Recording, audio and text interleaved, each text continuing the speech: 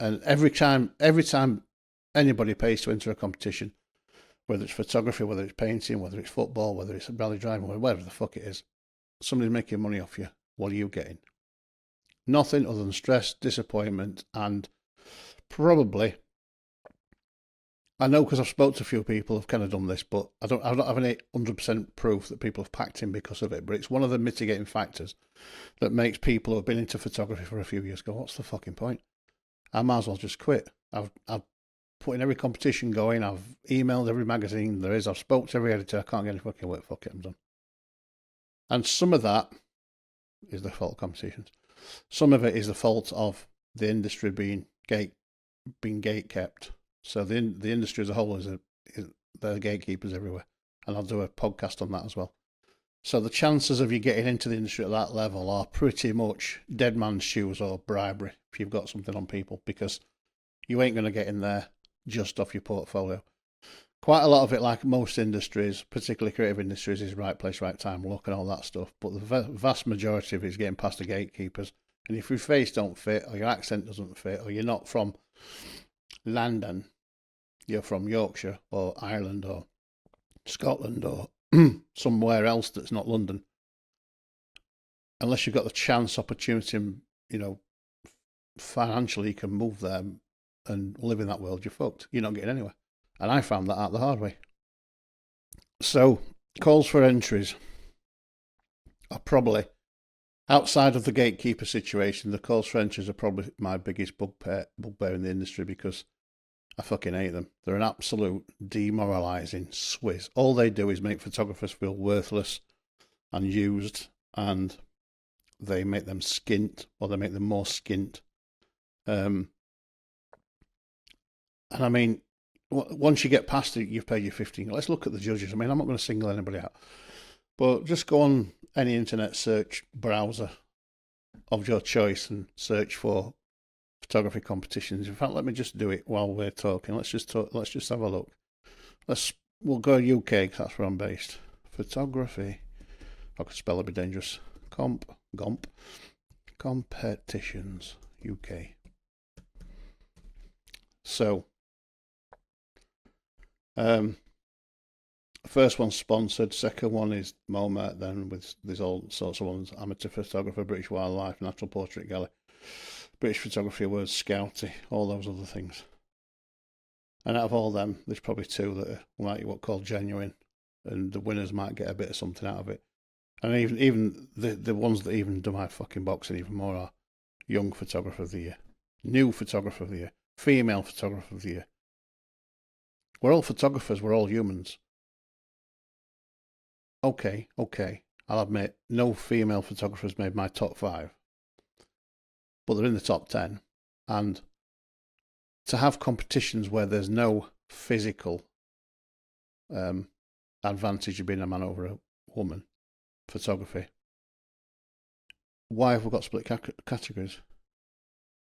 Most female, if I had 10 female photographers in a room and 10 male, I guarantee you the 10 females will have a better portfolio, more robust, more correct, more creative, more vibrant than the men.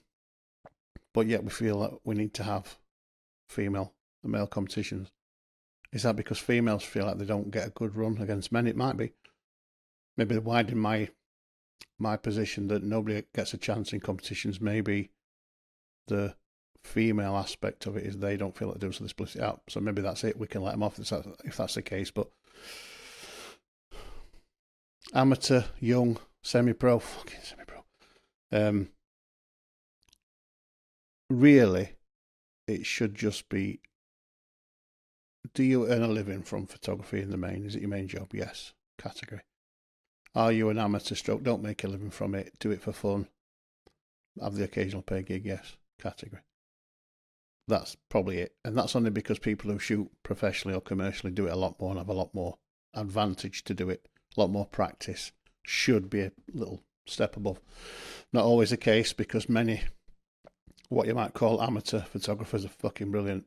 Absolutely brilliant. So again, that's a bit of a misnomer, isn't it? But I guess somebody who's been taking pictures for 3 weeks going up against somebody who's been taking a picture 30 years is a bit unfair, so there needs to be something there.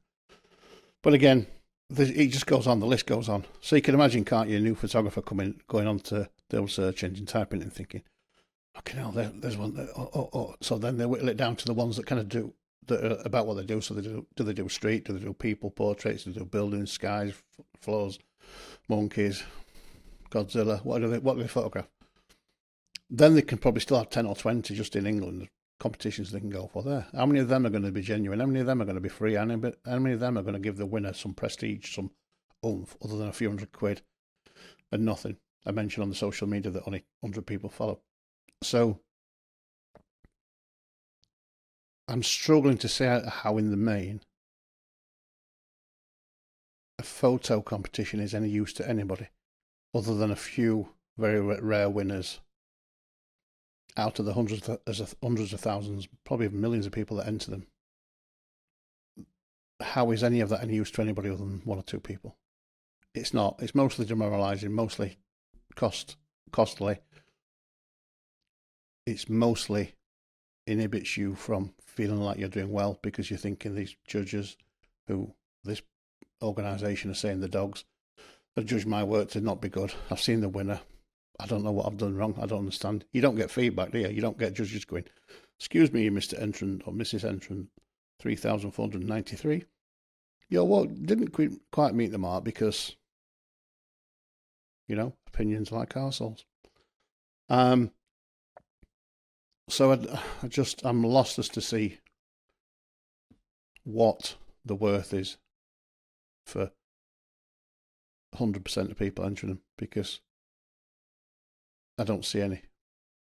And yes, some of you can argue that the rare winners, the rare people might go off and do something, but in the main, no. In the main, they might have 5 minutes of fame and then they're back to struggling to get people to see who they are, where they are, what they do, how good they are, all the other stuff. And I think it's not wrong. It's scandalous. It's scamful. It's up in Yorkshire, we call it a swizz. I don't know if you know what that means. The swizz means a scam. It's just a load of bollocks. It's an absolute swizz. Like another example. Chocolate bars used to be this big and 30p. Now they're that big and £5. It's a fucking swizz, isn't it? Photography competitions in the main, generally speaking, are a swizz. They're a scam. They're just a money grab, cash grab for people to make money off unassuming, inexperienced, and quite often people who shouldn't be even entering yet because they're not quite ready to present their work in that forum. But the promise of fame, fortune, sucks them in, and it's almost like they think it's a shortcut to the top. And in my experience, it's very rare that any shortcuts to the top are actually shortcuts to anywhere other than 5 minutes of fame and back to where you were. And sometimes that can taint you as well, can't it? We've all seen it where people, particularly musicians, have 5 minutes of fame and they don't quite do as well as they thought, and then done. Same for photography. There's an old saying, and I don't know who said it. At the time I thought it was bollocks, but it's probably true. And the saying is, you're only as good as your last picture.